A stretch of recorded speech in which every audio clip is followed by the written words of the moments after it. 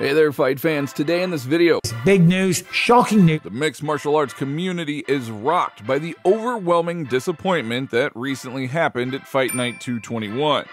Millions of Petr Jaan fans have been looking forward to his performance in one of the most important fights of his career.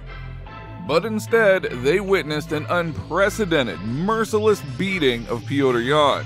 Jaan, also known as No Mercy, became helpless, making everyone wonder what exactly happened to him.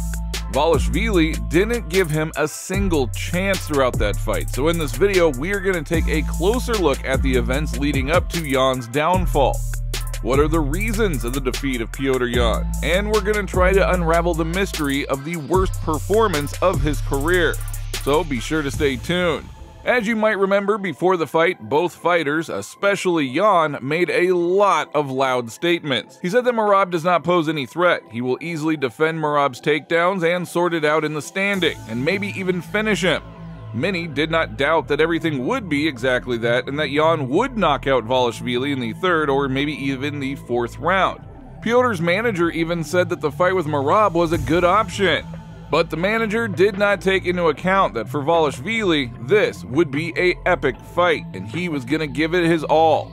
Dvalishvili took this fight very personally.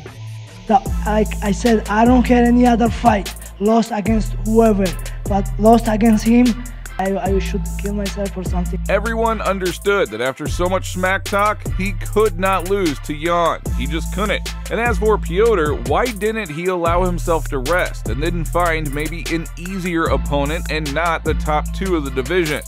I mean, after all, Jaan has a record of 1-3 in his last 4 fights, and he just really needs that confident victory. But let's be honest, Dvalishvili was the worst option with whom you could have fought. In my opinion, this was a very bad job of his manager. So we're going to start with, why was his manager in Jaan's corner and not an actual coach? What was Petr Jaan doing in Thailand when he was supposed to be preparing in Dagestan?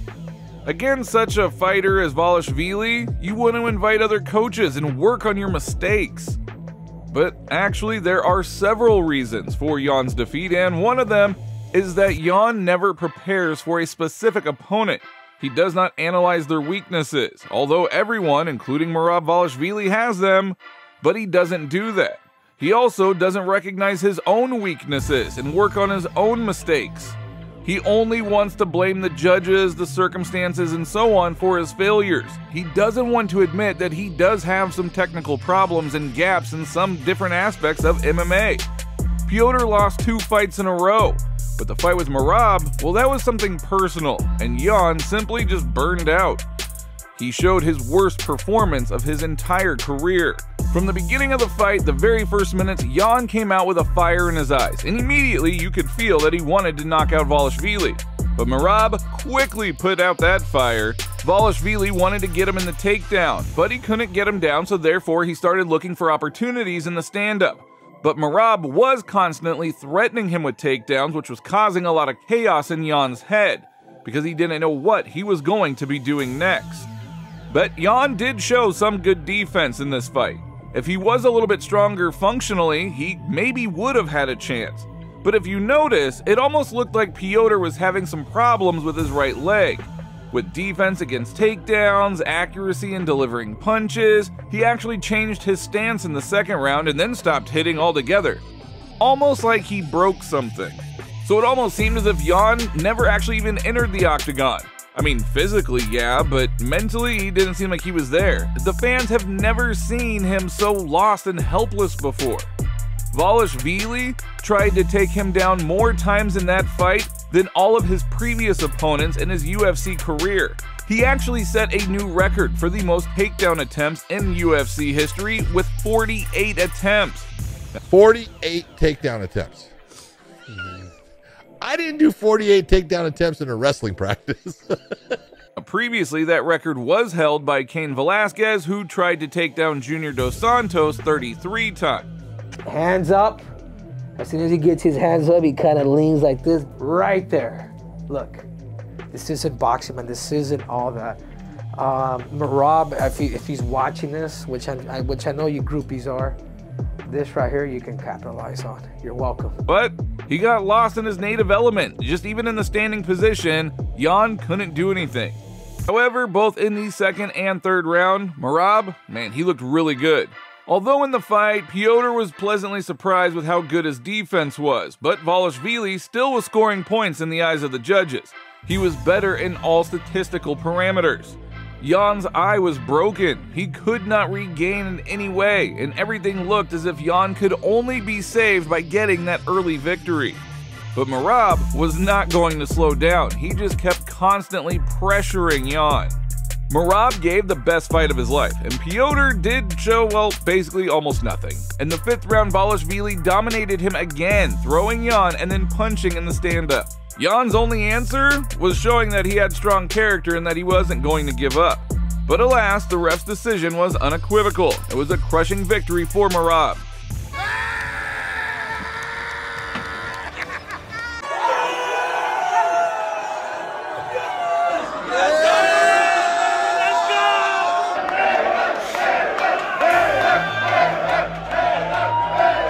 And everyone wondered, what's going to happen to Petr?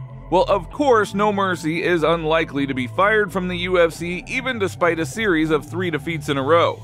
But now he needs a confident of 3 to 4 wins in a row to fight for the belt again. But unfortunately, it seems like that's no longer going to be the case. Really, Jaan just needs to kind of reboot, relax his mind, and not try to gas out in his fights.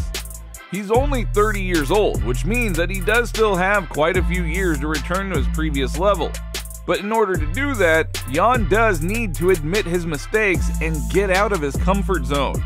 This is where you gotta be careful, is when you lose like this, can you come back? Like, how do you find that spirit again?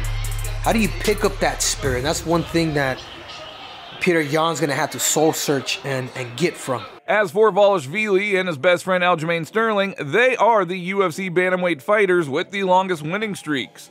But Merab has already stated that he does not want to fight Aljamain for the belt. Me and Aljo, we never going to fight each other. One thing for sure, we never going to fight each other. Me and Aljo, we never going to fight each other. So what does that mean for Merab's future in the division? Who is he going to fight next? With his relentless speed and impressive wrestling skills, he is sure to be a tough opponent for anyone in the division. UFC President Dana White expressed his disappointment that Merab does not want to fight the reigning UFC champ Aljamain Sterling, as White believes that it is possible to be friends with a competitor while still wanting what they have. And he does consider it unwise for Dvalishvili to not want to fight for the title. He believes that Dvalishvili must decide whether he wants to fight the toughest opponents and potentially never get a title shot, or pursue the title directly. Dana White, if you're listening to me, let's have Merab as a backup. Newark, New Jersey, UFC 288. Because I want both of them. If I can fight both of them the same night, they can both get it. So what do you guys think? What's going to happen next with Merab Dvalishvili? Who do you think he should be fighting next at bantamweight? Let us know in the comments down below.